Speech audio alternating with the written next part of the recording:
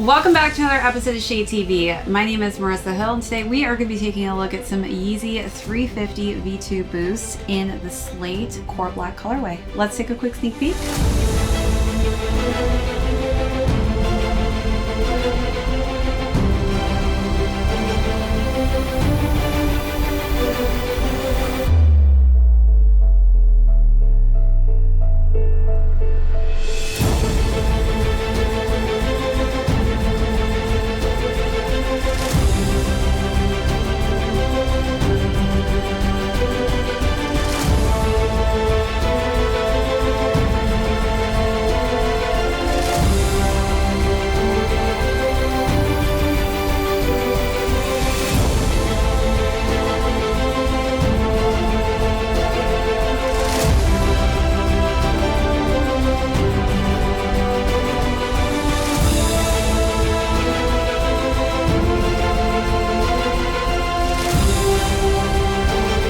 Welcome back everyone to another unboxing and review. If you're new to the channel, welcome. Be sure to hit that subscribe right now. Give this video a thumbs up. If you have any comments or questions, feel free to leave those down below. Hit that notification bell because we do have a ton of heat coming out that I don't want you to miss out on. Also, be sure to check out that join button for amazing membership perks as well as our amazing merch store. Today, we are going to be talking about the Slate Core Black colorway in the 350 Yeezy Boost V2s. So we're going to go through the overview of these, talk about the debate between whether or not this is beige or gray. We'll jump into size and fit on these, followed by styling, which you're not going to want to miss out on because I am actually wearing a few exclusive Balenciaga Yeezy Gap hoodie colorways that finally came in. It took a few months, but here we are finally with them. Then we'll conclude with how these are currently doing on the resale market. So let's jump right into it. So before I actually start talking about the prime knitting and the color combination, I will in fact say that the Slate name is a type of gray. And after reading a little bit about how we actually view textures and colors, it is actually very interesting. So I know most of you have heard of the movie 50 Shades of Grey. Well, we cannot, in fact, as humans, actually view 50 Shades of Grey. We can, in fact, view up to 30 shades of gray. Some special people are actually able to view a few other color variations than just the 30, but at minimum, we are able to see 30 types of gray color schemes. And one of the things that can indeed affect the actual color that may be seen to the naked eye is actually texture. So do take into consideration when you're viewing this is a textured prime knit. So that will in fact affect what color you see on this specific prime knitting. Also, smooth textures, rough textures, male, female, you name it. These are all factors that actually can cause some differentiation and personalization as to what we view a color to be. But this in fact is gray.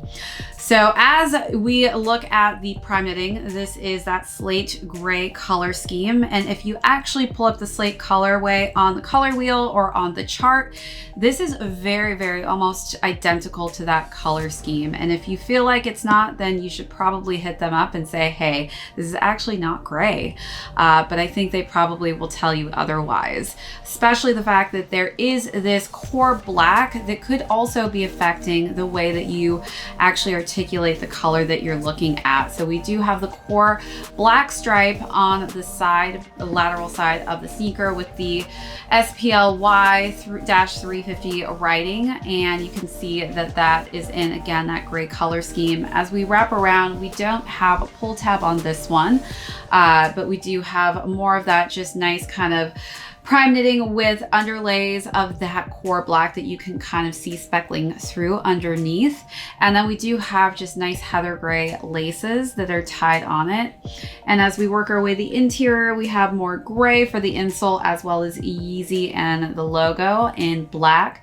Working our way down, we've got this kind of transparent color scheme going on, and you can kind of see almost like a black charcoal gray underneath.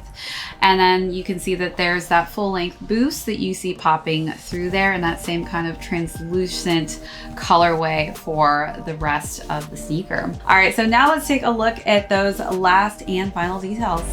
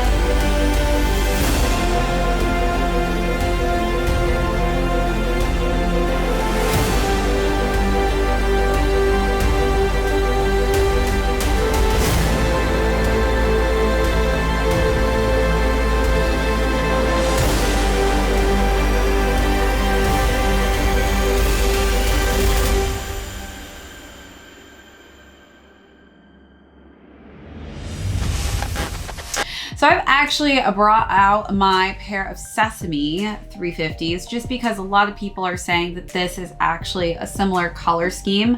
And I would say that it is close, but it is not identical. I would say that this is a completely just different shade of gray. This definitely has a similar identical lace color scheme, I would say, on there. So I could see where people are getting that from, as well as this like inner lining I feel like is pretty identical. But as far as the prime knitting goes, it is a bit of a different gray color scheme. So now let's talk about size and fit on this one. So as far as size and fit goes, I would say that this year for the 350 V2s, the prime knit does seem to be a bit on the less kind of flexible, malleable side of things. So I would recommend at least going half a size up. This year, honestly, I've been going a full size up, and I feel like my toes are still kind of reaching the toe box region at the top here. So highly recommend actually just trying a full size up range. It seems to be kind of my perfect match. I did try a size 9, which just seems to be a little too big. So I feel like 9 has been on the range of too big, and my typical size, which is a size 8, is just too small. So 8.5 seems to be my sweet spot. I do have higher arch or narrow feet. So if you do have flatter or wider feet, that could differentiate a size that works different for you, just because we have a different type of foot. So do take that into consideration when you're deciding which 350 V2 size will work best for you. All right, so now let's jump into styling. So I actually ordered a very long time ago, it seems like, 2 different hoodies from Farfetch, and these were actually exclusive colorways to their site. So this is actually a nice kind of white pearlescent look with the dove on the back, and I paired this with some just nice plaid pants, which were black and just a nice kind of cream colorway. I think that it was just kind of the perfect blended mixture to go with these. I cannot play the role you have for me. Is it better for you when I try? Is it better for you when I lie? I think that you should know it's not just material you pulled me into, the gravity of you. Is it better for me to forget what it feels like to own you? And then for the second look, again, I had a Yeezy Balenciaga Gap hoodie, which was another exclusive color, more of a beige tone. I wanted to kind of wear beige just to show you that, you know, there are some major key differences between this color scheme and that beige hoodie that I'm wearing. I wore that with just a nice kind of tan khaki colored mini skirt.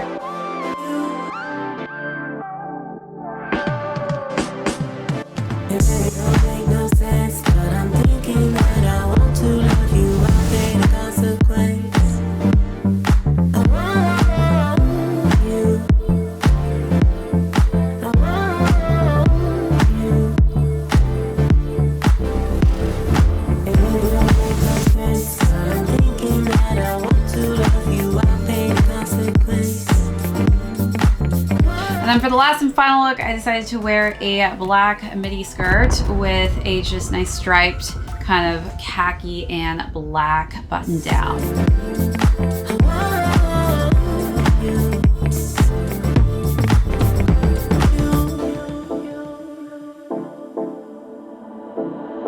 Hello, it's you again. Tell me now, can we be friends? I don't want to play one of those guessing games. Is it better for me just to go? Is it best that I leave you alone?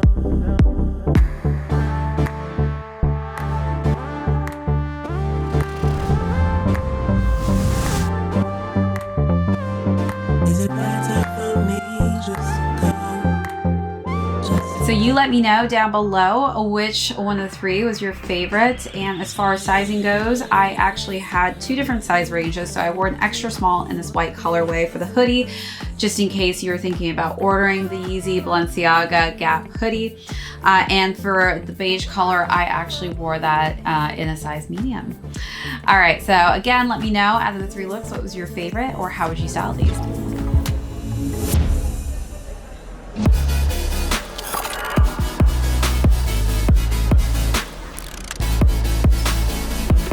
Going so fast up the lines,